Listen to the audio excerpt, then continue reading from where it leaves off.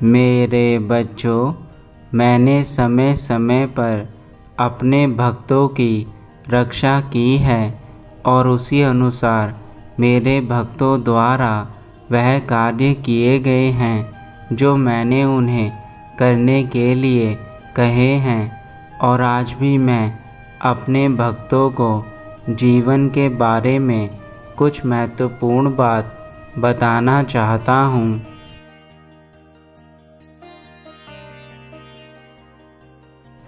आज मेरा यह वचन है, जो भी आज मुझे सुन रहा है उसे मैं एक ऐसी कहानी बताने जा रहा हूँ जो तुम्हारे जीवन से जुड़ी है।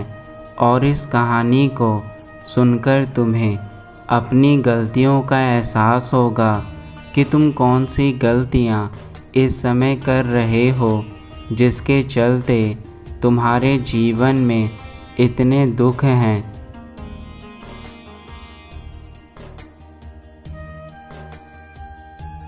जब तक तुम्हारे अंदर यह गुण उत्पन्न नहीं होगा कि तुम्हें अपने जीवन को बदलना है, तब तक तुम्हें कोई कितना भी कह ले, तुम कभी अपने जीवन को नहीं बदल सकते।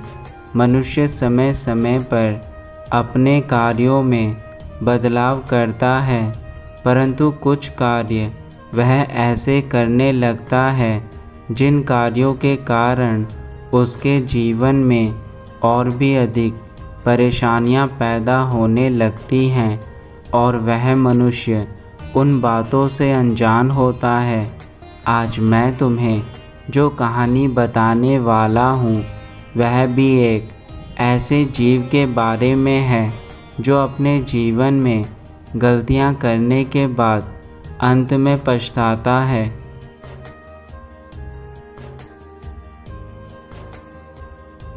पाप चाहे कितना ही अधिक हावी क्यों ना हो जाए, लेकिन तुम्हारे मन के आगे वह बहुत छोटा रहता है। इस संसार में तुम्हारा मन ही सबसे शक्तिशाली चीज़ है जो पूरे तुम्हारे जीवन को परिवर्तित कर सकता है। मेरे बच्चे, अपने मन पर काबू पाना सीखो। यदि तुमने अपने मन पर काबू पा लिया तो तुम्हारे लिए किसी भी कार्य को कर पाना कठिन नहीं है। यह मेरा वचन है तुम्हें कि तुम अपने जीवन में हर क्षेत्र में कामयाबी हासिल करोगे। मेरे बच्चे, मैं तुम्हें आज एक छोटा सा उदाहरण देता हूँ जिससे तुम्हें यह समझ आ जाएगा कि जब तक तुम स्वयं को बदलना नहीं चाहोगे, तब तक इस संसार में कोई भी ताकत तुम्हें नहीं बदल सकती। और इस उदाहरण के माध्यम से तुम्हें अपनी गलती का पता चलेगा।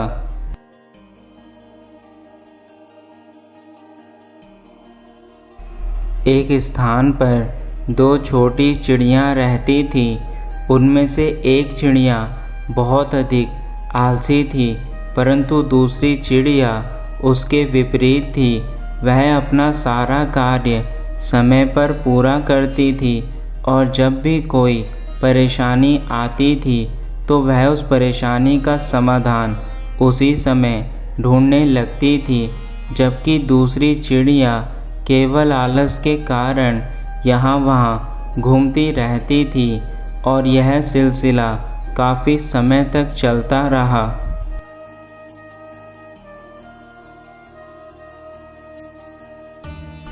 परंतु कुछ समय बाद मौसम ने अपनी करवट बदली और बरसात का वह मौसम आने का समय होने वाला था, जिस समय केवल चारों तरफ पानी ही पानी होता है। ऐसे में उस छोटी बुद्धिमान चिड़िया ने अपना घोंसला बनाने की सोची और उस घोंसले को बनाने के लिए उस चिड़िया ने कार्य करना शुरू कर दिया। वह छोटे छोटे तिनकों को उठाकर एक पेड़ पर लेकर जाती और उस तिनके को वहाँ इकट्ठा करती, ऐसा करने में उसे बहुत अधिक समय लगता, क्योंकि वह एक बार में केवल एक तिनका ही ला पाती।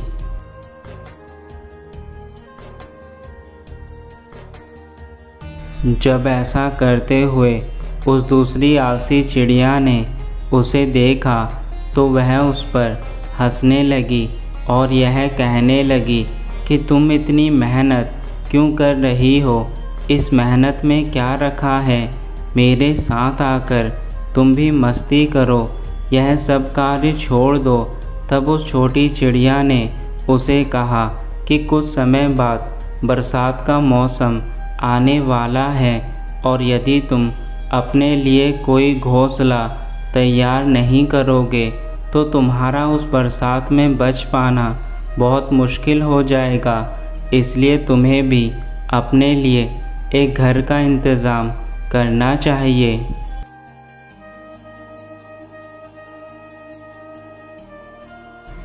जब उस आलसी चिड़िया ने यह सब बातें सुनी तो वह ज़ोर ज़ोर की हंसने लगी और उस मेहनती चिड़िया को बोली कि तू अपने काम पर लगी रह और एक एक तिनका करके ऐसे ही स्वयं को परेशान करती रह।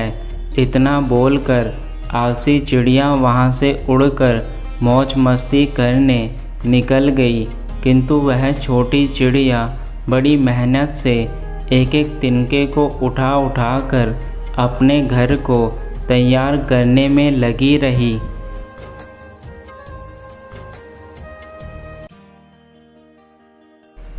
ऐसा करते करते उसे काफ़ी समय लग गया, परंतु अंत में उस छोटी चिड़िया ने अपने घोंसले को तैयार कर लिया और फिर वह उस घोंसले में रहने लगी।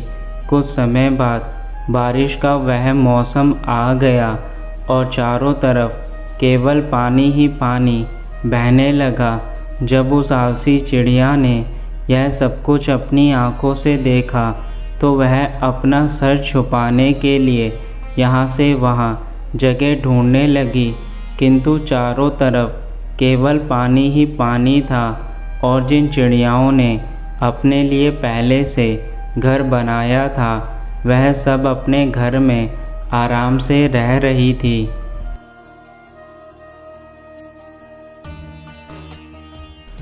जब उस आलसी चिड़िया ने उस मेहनती चिड़िया को देखा तो वह उसको देखकर स्वयं को कोसने लगी और अपने मन में यह सोचने लगी कि यदि उसने भी समय रहते अपने लिए भी घोंसला बना लिया होता तो आज उसे ऐसे भटकना नहीं पड़ता।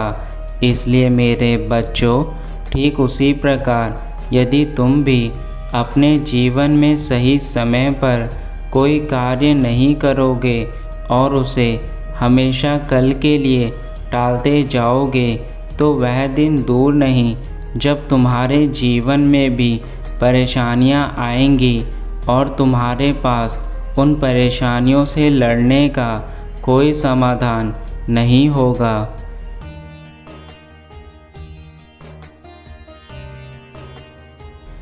यदि तुम भी उस चिड़िया की तरह समय पर हर उस कार्य को पूरा कर दो जो कार्य तुम्हारे लिए उपयोगी है तो तुम्हारे जीवन में कभी परेशानियां आने का सवाल ही पैदा नहीं होगा। यह कहानी मैंने तुम्हें इसलिए बताई क्योंकि इससे तुम्हें एक सीख लेनी चाहिए कि यदि संसार में कुछ पाना है तो उसके लिए स्वयं के अंदर इच्छा शक्ति और मेहनत करने की लगन होनी चाहिए, तभी तुम जीवन में कुछ पा सकते हो।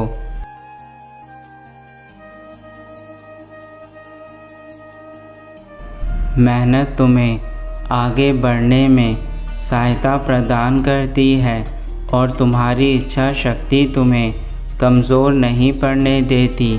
जैसे उस चिड़िया ने अपनी इच्छा शक्ति से एक एक तिनका करके अपने घोंसले को तैयार करा और अंत में अपने लक्ष्य को पा लिया, तथा साथ ही अपने जीवन को सुरक्षित भी कर लिया, उसी प्रकार तुम्हें भी अपनी इच्छा शक्ति से छोटे छोटे कार्यों को करके ही आगे बढ़ना चाहिए, ताकि तुम भी अपने जीवन में सब कुछ पा सको।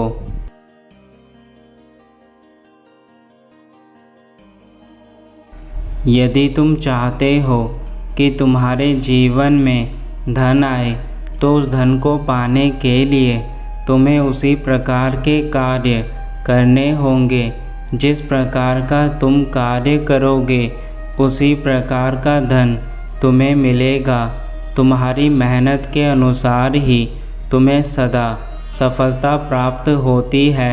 यदि तुम अपनी बुद्धि का प्रयोग करके और साथ ही अपने जीवन में अपने लक्ष्य को पाने के लिए कार्य करते हो, तो तुम्हें सब कुछ अवश्य मिलेगा।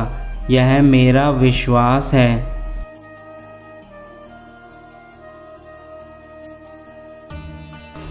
तुम यह अच्छे से जानते हो कि यदि तुम अपने जीवन में किसी चीज़ को हासिल करने में कामयाब नहीं हो पाओगे, तो उस समय स्वयं तुम्हारे पास मैं आऊँगा और मैं तुम्हारा हाथ पकड़कर तुम्हें उस मंजिल पर लेकर जाऊँगा जिस मंजिल पर तुम्हें जाना है। लेकिन मेरे बच्चे, उस मंजिल पर जाने का मार्ग केवल मेहनत है। मेहनत के बिना तो मैं भी कुछ नहीं कर सकता। मैंने तुम्हारे लिए कर्मों का निर्माण किया है और यह कर्म ही तुम्हें तुम्हारे जीवन में सब कुछ प्रदान कर सकते हैं।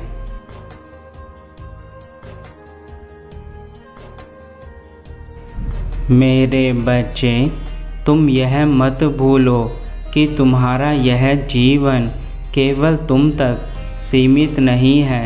तुमसे जुड़े हर वह लोग जो तुमसे प्यार करते हैं, वह तुमसे जुड़े हैं। तुम जो भी कार्य अपने जीवन में करते हो, उसका असर तुम्हारे साथ साथ उन लोगों पर भी पड़ता है जो लोग तुम्हारे साथ रहते हैं। तुम्हारा परिवार सदा यह चाहता है कि तुम वह सब कुछ हासिल करो जो तुम करना चाहते हो। उनके सपनों को तुम्हें स्वयं पूरा करना है। तुम चाहे अपने उम्र के किसी भी पड़ाव पर क्यों ना हो, परंतु जिसके अंदर हौसले होते हैं, वह हर उम्र में स्वयं को आगे बढ़ा सकता है।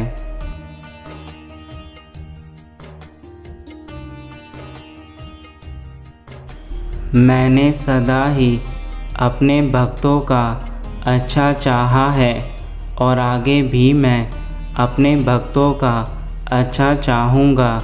चाहे तुम्हें किसी भी प्रकार का कष्ट क्यों ना आए, तुम्हारे सभी कष्ट स्वयं मुझसे जुड़े हैं। मैं तुम्हें परेशानी में नहीं देख सकता, इसलिए आज मैं तुमसे आग्रह कर रहा हूँ कि तुम मेरे संदेश को सुनकर स्वयं के अंदर बदलाव अवश्य कर देना।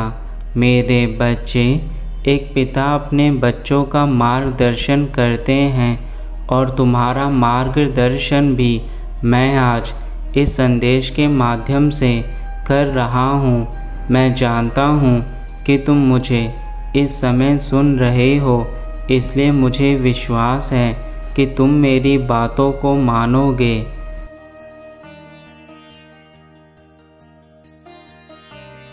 अब मेरे जाने का समय है। मेरे बच्चे, मैं तुमसे यही कहूँगा, तुम अपने जीवन में सदा अच्छे कार्य करना और आगे बढ़ते रहना। तुम्हारा आगे बढ़ना तुम्हारे जीवन की सबसे बड़ी पहचान है। जो लोग अपनी उम्मीद को छोड़कर एक ही स्थान पर बैठे रहते हैं, वह सदा ही एक ही स्थान पर बैठे ही रह जाते हैं। परंतु तुम उन बच्चों में से नहीं हो जो अपने लक्ष्य को छोड़कर केवल अपने जीवन को ऐसे ही व्यतीत करो। मुझे आशा है कि तुम अपने जीवन को अच्छे से व्यतीत करोगे।